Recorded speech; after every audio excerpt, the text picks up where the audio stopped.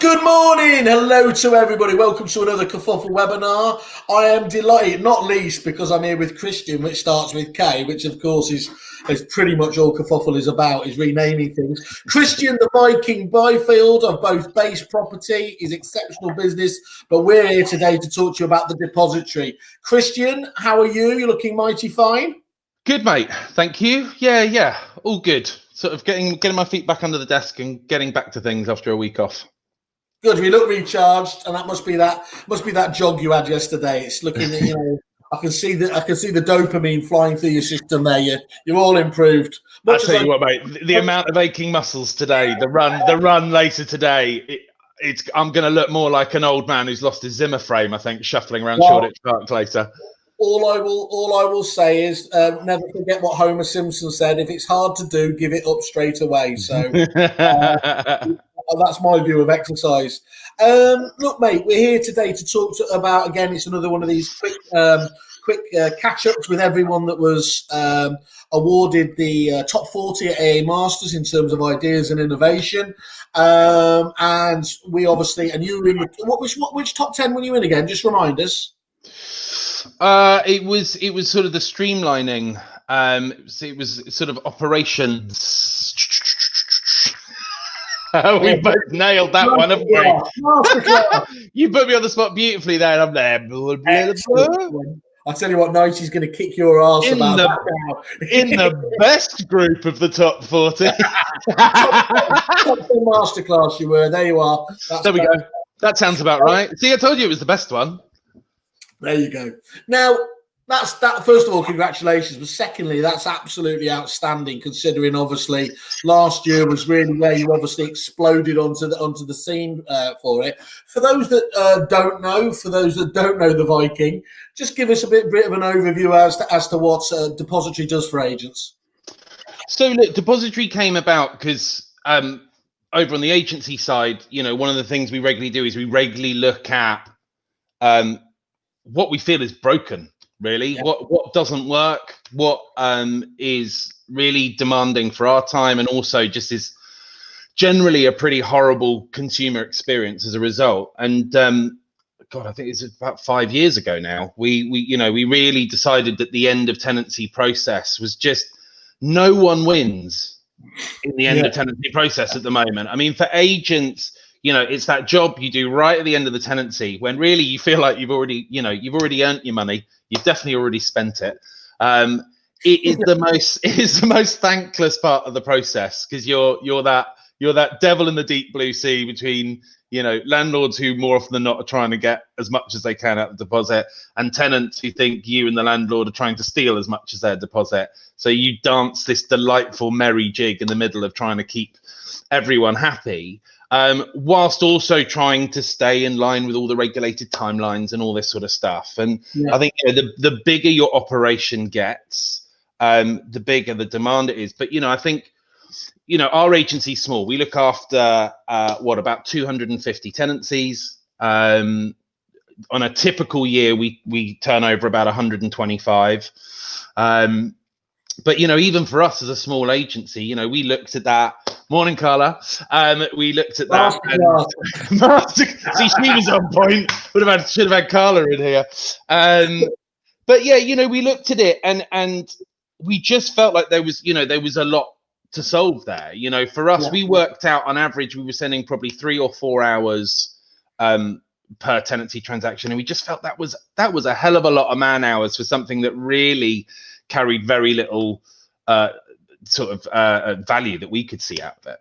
And then for tenants as well, I think I've been involved in things. I got involved with something called the Tenant's Voice a few years ago, and that was fascinating. I ran their forum for about a year, and about 80% of their forum posts, surprise, were about deposits not being registered, unfair deductions, blah. And what came out of running that forum was that despite the fact there is a hell of a lot of regulation in place to protect tenants are by and large unaware of most of it.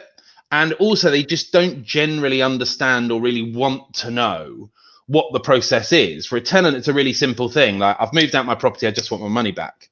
And it's like, that's great. It is your money and we absolutely want to get it back to you. However, you know, we've got to close off the bills. We've got to, you know, and that fun part of going through the checkout report, agreeing introductions to your landlord, going through negotiations with tenants, yada, yada, yada. So I think we just looked at it and it just, no one was touching that space.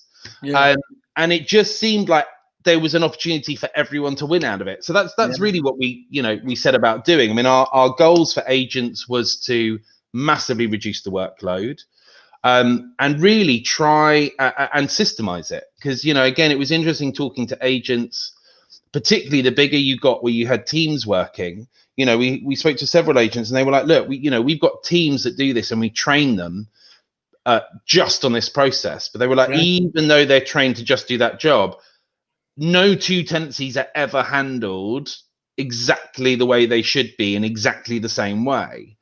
And if there's one thing tech is good at, it's systemizing stuff, right? So, and also for most agents as well, again, regardless of size, most CRM systems don't really touch that process in detail either. So from an overview point of view, from a managerial ownership point of view, the only way for you to know where your concluding tenancies are at were literally to sit down with a member of staff and go, right, talk me through your 20 tenancies you're progressing at the moment. You know, where are we stuck at, sort of thing. So that was it really. And for tenants, we just wanted something that was intuitive, you know, transparent. They got to understand what the process was, what the steps were, what fell on them, what fell on their agents and landlords. You know, and that's what we set about doing. And you know, we spent, like I said, we had that idea 5 years ago. Part of the time building that is because we self-funded it. We've never taken a penny of investment. Anne and I have paid every single penny out of our own pockets, and that in turn meant that, you know, we didn't have 2, 4, 5 million quid sat in the bank account that we could just splurge, which I think is a good thing. Morning, Deb. You know, and so, but also, you know, what I understood was there was a few things I knew going into this, and this was where having my agent hat on, I think, really paid off compared to some of the products we've seen presented by people over the years in various areas of prop tech. Was one thing I do get as a letting agent is how you choose to do things as a letting agent, the order, your process. It's very much part of your identity. It's almost as much as part of your brand as your logo. You know, the processes you put in place, the checks and balances and etc. so that you have, that is very much part of it. So, you know, we knew we couldn't come out with a one size fits all, you know, a singular channel product and go, here you go, guys, we transform the process. All you have to do is completely change how you do stuff. And also all you have to do is do it identically to every single agent that uses our platform. You know, we knew that was going to be the wrong approach. If we tried that, we'd just be banging our head against a brick wall. So, you know, I think the challenge for us was building in that level of customization, you know, and you saw the platform sort of in depth when we did that demo sort of September last year, I think it was. August, September last year. I made the point to you at the time, you know, that was a product launch, and yet that was no minimum viable product. And that probably comes from the fact, of course, you've lived and breathed this for so long. It was in fact, there wasn't a person around that table, and it was a tough table of critics were mightily impressed with it. And I think that just goes on to show the massive uptake you've had, obviously, from some of the best agents in the country are already, you know, talking to you and onboarding, aren't they? Yeah, I mean, we've got some amazing agents on, and obviously this year with everything that's gone on, you know, has been an interesting year. We've not gone hard on the sell, because, you know, like I said, we've been picking up a few agents each month, and, you know, what we really decided this year was this was a year for us to really learn. You know, as much as you think, you know, as an agent, and I don't think it matters who you are or how long you've been in the game, you've always got a lot to learn from others. And, you know, when we launched the product, you know, as confident as we were that we'd sort of covered pretty much every operational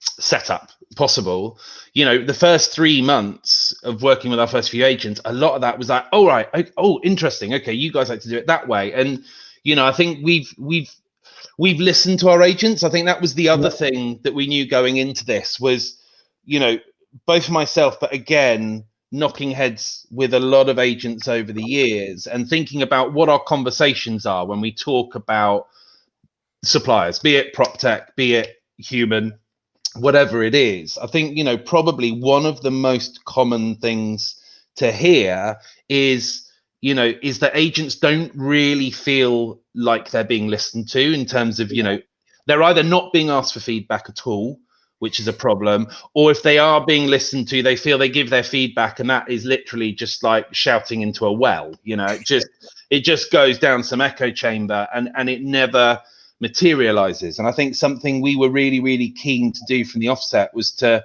really show that we, you know, we do listen. We can't obviously do everything every agent wants to do, but we're very open about that. You know, if we have an agent suggest something to us and we've heard that several times before, we'll openly say, you know, great, we've heard this from several agents, we're going to really put this top of our priority list. Or, you know, we'll turn around and go, do you know what, no agent has asked us that, so we'll put it in the list, but I'll be honest, it's at the bottom of a very long list.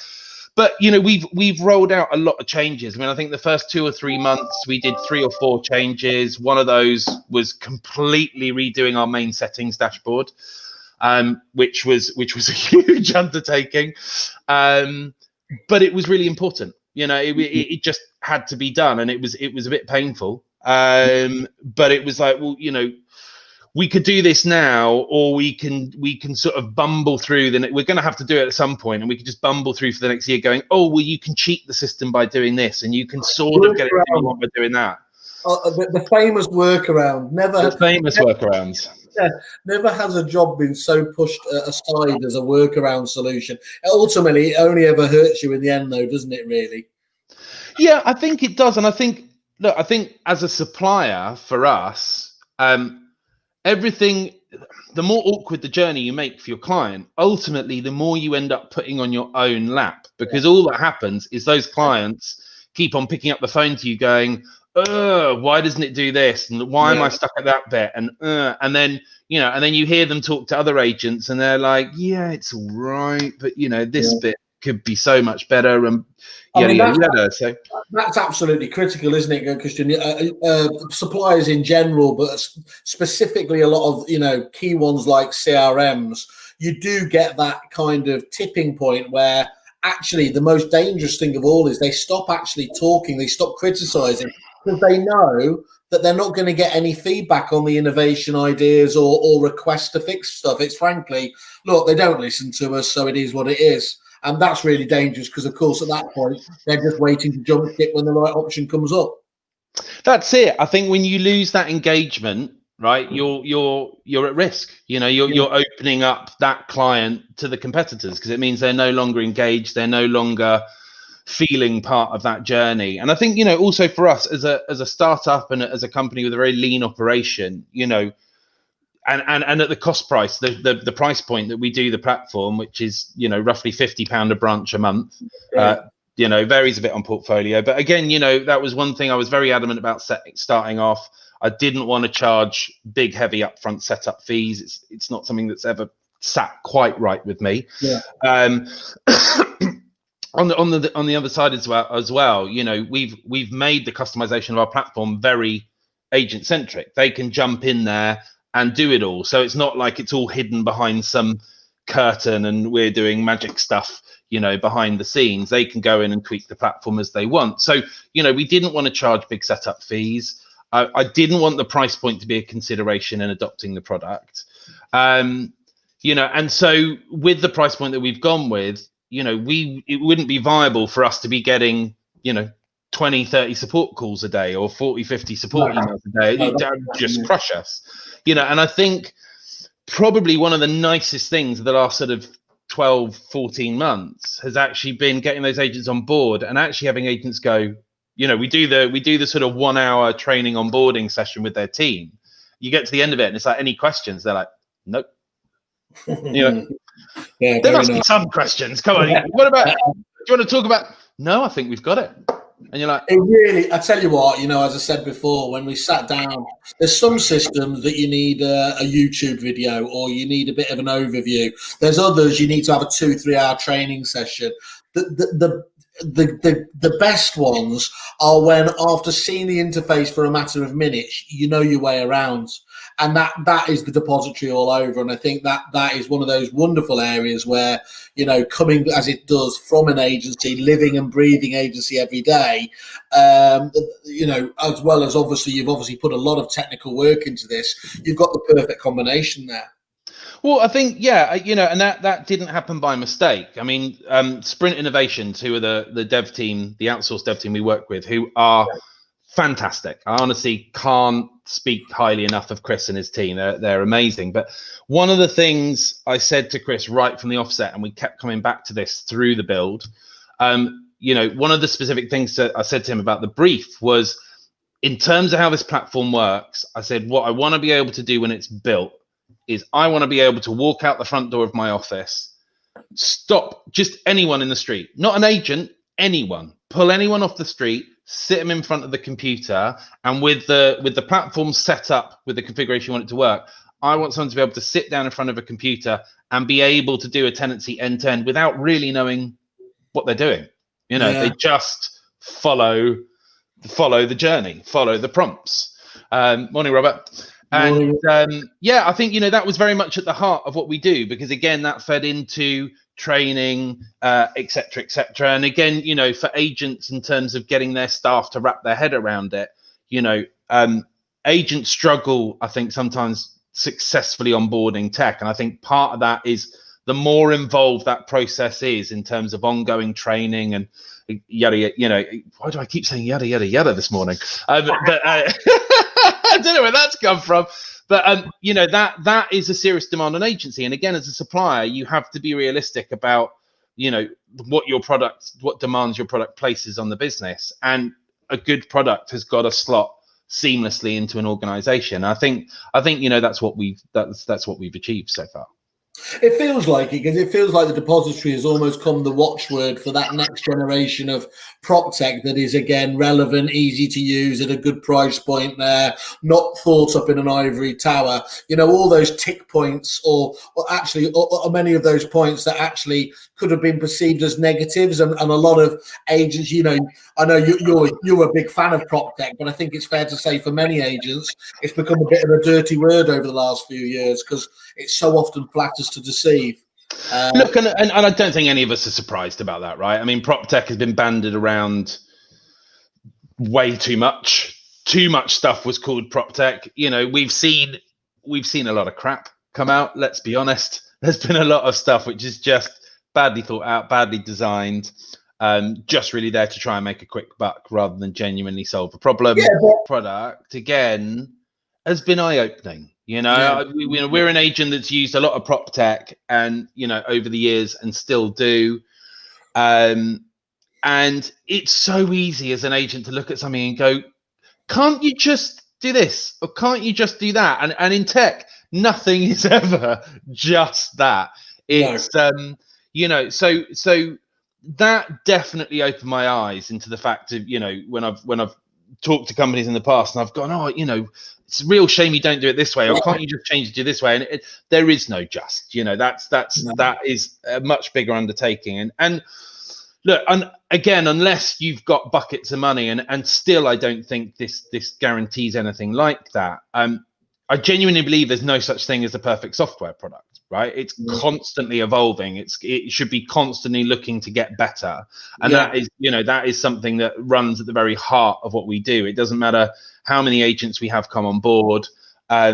We will never stop innovating and evolving the product and making it better and better and better for agents and consumers. And, I think that's fed back into everything we've done this year. I mean, we've just done our 12th major release this year.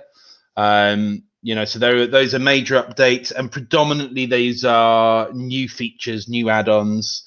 Something that I've talked a lot about, again, with my agent hat on the last few years, is partnerships and integrations. And it's a huge part of the prop tech space. And I think what I found really refreshing is that look, I don't think that's anything new. I think most agents, particularly tech-friendly agents, understand that's the gold standard. I think what's been refreshing for us is I expected that to be a bit more of a hurdle for us. I expected at this early stage, I expected to really knock on a lot of doors and have a lot more agents say, well, do you know what? Come back to me when you're integrated with our CRM. And actually, we've had very little of that. Agents have asked the question, and we've gone, yes, it is absolutely on our roadmap. Absolutely, that is part of what we're doing. I can't give you a timeline on it, but that is, within the next 1 to 2 years, that is absolutely what we're going to be doing. And what's been nice is agents have gone, great, it's on your roadmap. As long as it's there and it's a priority, we're on board. And I think, sorry. I was going to say 2 things there, though. I think that shows the strength of obviously how much they want the depository itself. Let's be honest, and I'm probably giving away a few agents' secrets here.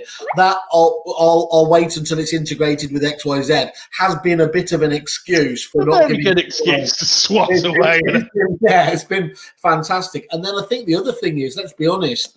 I'll say it's because of great judgment from yourself. But actually, you have hit the market at a particularly interesting and open time where, yes, they're not doing it at the speed that they probably their client bases demand or want. But actually, the CRMs who are the gatekeepers, and indeed many other software packages as well, the open API is not now, it's not now really an option, is it? You are on the outside of the tent looking in if you don't have that methodology and that approach there, and you are going to be left. Look, it's not easy to leave these businesses, but for those that don't get on board, you're going to be left back at the station, aren't you? Yeah, look, I think there's been a big change in that space. I think part of that from a CRM thing was driven quite passionately by Charlie Wright with his Best Agent Marketplace, and I think he really made a lot of the big CRMs really sit up and take notice. With his championing around that, and I really applaud him for that. Because he really, lots of us were sort of moaning and grumbling about it, but he really brought that conversation front and center. Well, Charlie's always ahead of his time, isn't he, in terms of stuff like that? And it's almost like it took a while to seep into the conversation then that was going on. Well, I think what he did interesting from a CRM point of view is because he created a CRM to sort of off the back end of that to sort of facilitate that.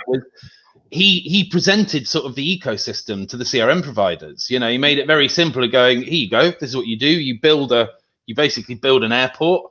And you take a little fee for each flight that comes through your airport. And I think a lot of the CRM suddenly went, oh, hold on a minute, this does make sense. This can be a good business opportunity. And hold on, this now means we don't need to rebuild this or that because agents can just plug in that lovely new bit of tech that's come out in that space. And happy days, we stay there as the central sort of data reservoir. So look, I think, obviously Repit Foundations is probably the most high profile, but you've got Desres getting on Zapier. You've got the likes of Agent OS who've always been sort of open API. I think that gatekeeper thing has definitely changed. You've got MRI, which is obviously absolutely massive. They're integrating products left, right, and center as well, and I think that's really exciting. And I think the interesting thing for us is integrations and partnerships were always very much part of that agenda. Going into this, I perceived that CRMs were actually going to be our number one priority to partner and integrate with.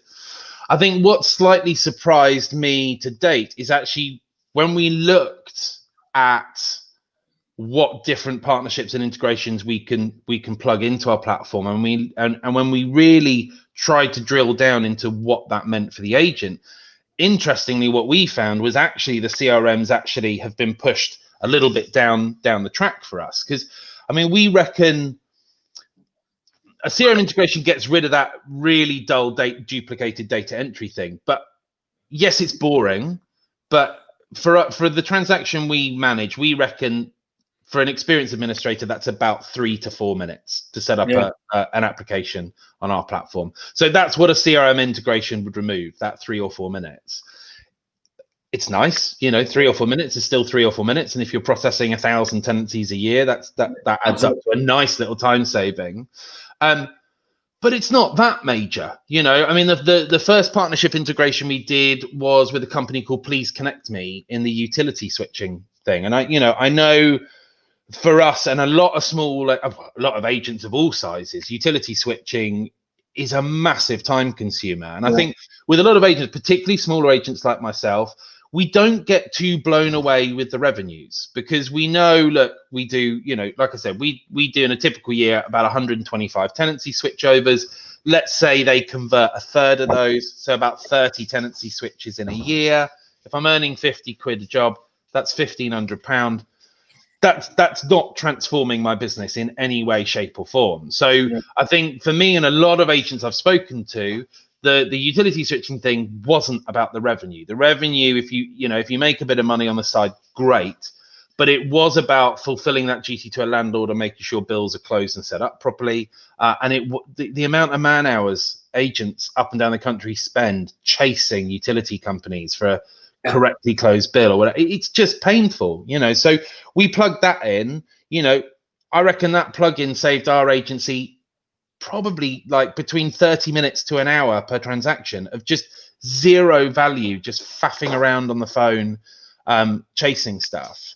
So that was a really obvious plug-in. We're at really late stages of 3 integrations at the moment.